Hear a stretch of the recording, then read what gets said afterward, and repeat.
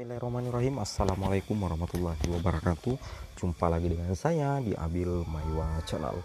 Jadi teman-teman, channel ini merupakan channel pendidikan tempat kita berbagi tentang aplikasi pendidikan, Microsoft Office, serta tips dan triks komputer.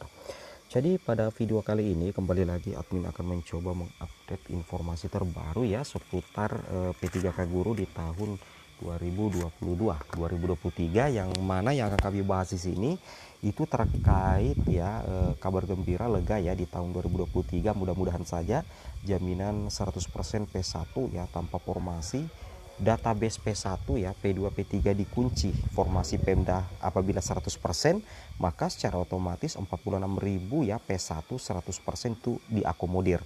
Nah, sekarang bagaimana dengan yang 19.013?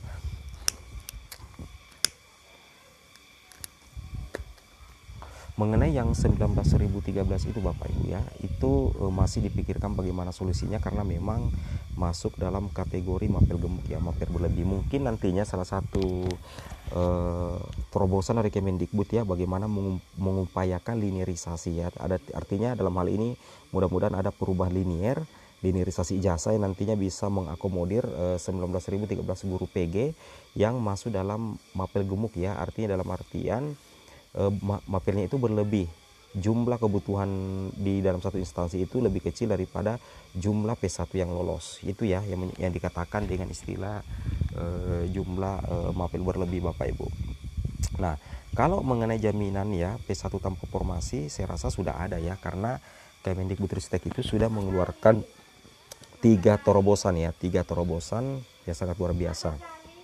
Kemudian Bapak Ibu perlu pahami bahwa untuk database-nya untuk P1, P2 dan P3 itu sudah dikunci Bapak Ibu ya, itu yang harus Bapak Ibu pahami. Oke, kita langsung saja to the point ya. Nah, di sini Bapak Ibu bisa melihat bahwasanya kalau P1 ya, di sini kami menjelaskan secara lebih mendetail bahwasanya untuk P1 yang mendapatkan penempatan atau tidak mendapatkan penempatan, atau P2, P3 jika di sekolahnya buka formasi atau kota, maka tidak boleh ada geser-menggeser dari guru manapun ya Bapak Ibu ya. Jadi tidak ada geser-menggeser lagi dari guru manapun. Jadi untuk tahun 2022 dan ya saya yakin juga di tahun 2023 itu tidak ada lagi geser-menggeser ya guru di sekolah induk. Nah, otomatis mereka tetap diinduk ya jika memang masuk kategori P1, P2 dan P3. Nah, sedangkan bagaimana dengan guru swasta? Bapak Ibu perlu ketahui, untuk guru P1 swasta itu boleh Panselnas pusat langsung penempatan Bapak Ibu ya. Tapi di sekolah negeri yang tidak ada P1, P2, P3 atau yang kuotanya lebih. Nah, tapi sekali lagi ini yang dikatakan oleh Ibu Hasna kemarin melalui chat dengan admin, bahwa intinya P1, P2, P3 itu aman semuanya karena sudah terkunci di database Kemendikbud. Jadi sisa bagaimana Bapak Ibu ya memperhatikan terus data dapodiknya ya. Karena sekarang itu sudah ada perubahan data Bapak Ibu ya, sudah bisa perubahan data kembali. Oke. Kemudian kita lanjut lagi di sini. Ada beberapa informasi juga ya untuk P1, P2, P3 di tahun 2022 ini di penghujung ya. Ini sebenarnya informasi lama ya yang kami sharing kembali kepada teman-teman, bahwasanya untuk mengingatkan saja ya buat rekan-rekan sekalian bahwasanya P1, P2, P3 yang belum mendapatkan penempatan dan observasi Bapak Ibu insya Allah masih diprioritaskan ya pada awal tahun 2023. Nah, jadi nantinya untuk P1 ya, P2, P3 yang belum mendapatkan penempatan dan observasi insya Allah masih diprioritaskan pada awal tahun 2023. Perlu Bapak Ibu ketahui, tidak mungkin Kemendikbud itu menyia-nyiakan P1 ya yang sudah lolos passing grade. Kemudian juga P2 dan P3 yang memang memiliki masa kerja sudah sangat lama. Tidak mungkin Bapak Ibu ya, tidak mungkin, karena mulai tahun 2024 nantinya penjaringan untuk seleksi P3K itu akan lebih memprioritaskan kepada guru yang bersertifikat pendidik, sehingga di tahun 2023 ini memang ya digaung-gaungkan bagaimana penuntasan ya bagi P1, P2 dan P3. Kemudian Bapak Ibu perlu ketahui, ijazah yang tidak linear insya Allah itu akan diupayakan ada kerjasama tim ya dari Kemendikbud, Kemenak serta Panselnas ya untuk mendapatkan linearisasi sesuai kebutuhan. Jadi di sini ada semacam kolaborasi ya. Ada kolaborasi antara Kemendikbud, Kemenpan, dan Panselnas. Karena dari ketiga ini termasuk juga Kemenkeu itu menjadi penentu lancarnya skema P3K Guru di tahun 2023. Kemudian ijazah PGSD yang sudah selesai di Juni akan didistribusikan bulan Januari. Bapak Ibu silahkan perbaiki dapodiknya, misalnya ijazah untuk guru kelas dan juga guru mapel. Jadi Bapak Ibu perhatikan sekali jenis PTK yang ada di dapodik ya. Kemudian bagi P1 yang belum sempat resum di tahun 2022 yang mendapatkan penempatan, insya Allah akan dihubungi lagi sebelum pengumuman resminya dari Panselnas, seperti itu ya. Jadi bagi rekan-rekan yang sebenarnya mendapatkan penempatan tapi ternyata itu belum resum di tahun 2022, nantinya Bapak Ibu akan dihubungi Panselnas ya. Akan ada ya kemungkinan Bapak Ibu untuk melakukan resum nanti di tahun 2023 karena memang sebenarnya Bapak Ibu itu memiliki kebutuhan. Nah, bagaimana dengan guru yang sudah dikeluarkan dari sekolah? Itu insya Allah Bapak Ibu ya, P1 yang sudah dikeluarkan dari sekolah, insya Allah itu akan tetap diperjuangkan. Sedangkan bagi yang P1 umur 60-an itu masih diberikan kesempatan ya, merasakan menjadi ASN.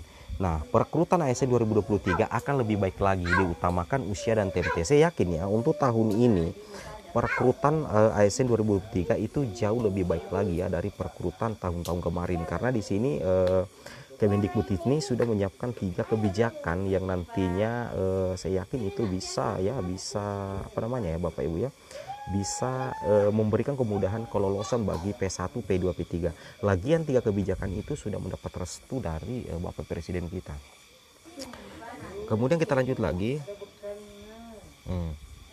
Ini salah satu fakta ya, fakta yang tidak bisa kita nafikan bahwasanya ini resmi. Arah kebijakan pengadaan ASN tahun 2023 ini langsung dari Kemenpan ya.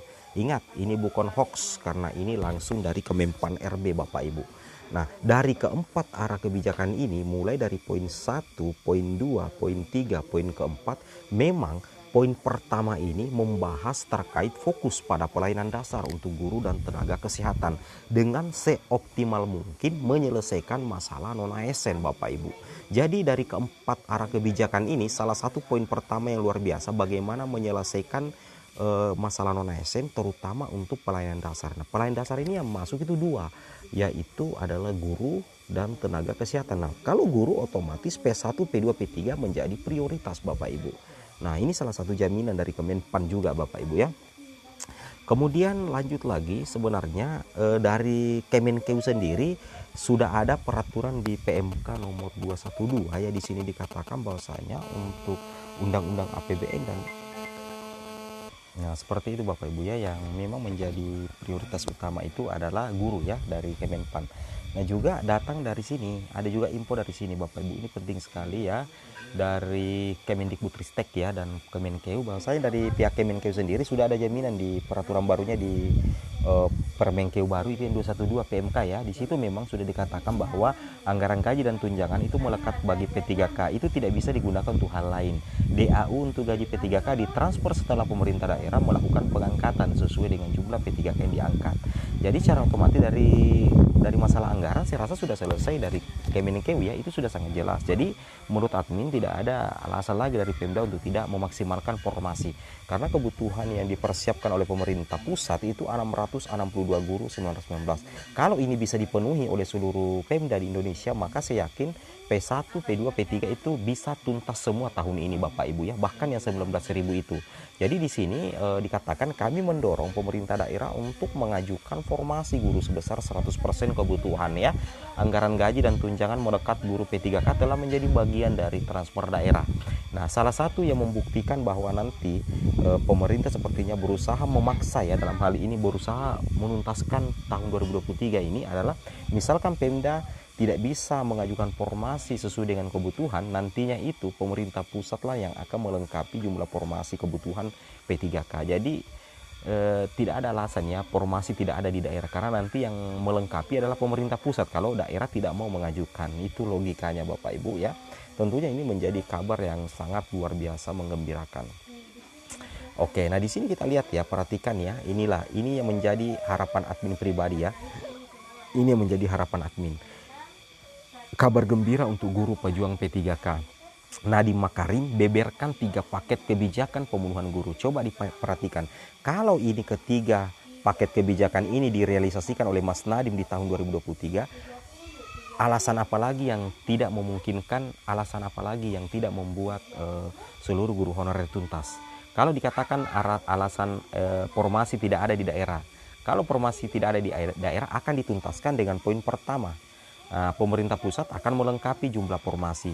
Jika hingga Maret 2023 formasi yang diajukan pemerintah daerah tidak mencapai 100%, misalkan daerah A kebutuhan formasinya 50 guru, sedangkan diajukan cuma 10. Nah, kalau misalkan yang diajukan oleh pemerintah daerah cuma 10, maka pemerintah pusat akan melengkapinya menjadi 50, yaitu 100%. Jadi, saya rasa tidak ada alasan untuk tidak mengangkat guru honorer ya, kalau persoalan formasi, persoalan anggaran lagi aman, karena sudah ada Permenkeu yang mengatur terkait pengspesifikan dana P3K. Oke, semoga bermanfaat. Assalamualaikum warahmatullahi wabarakatuh.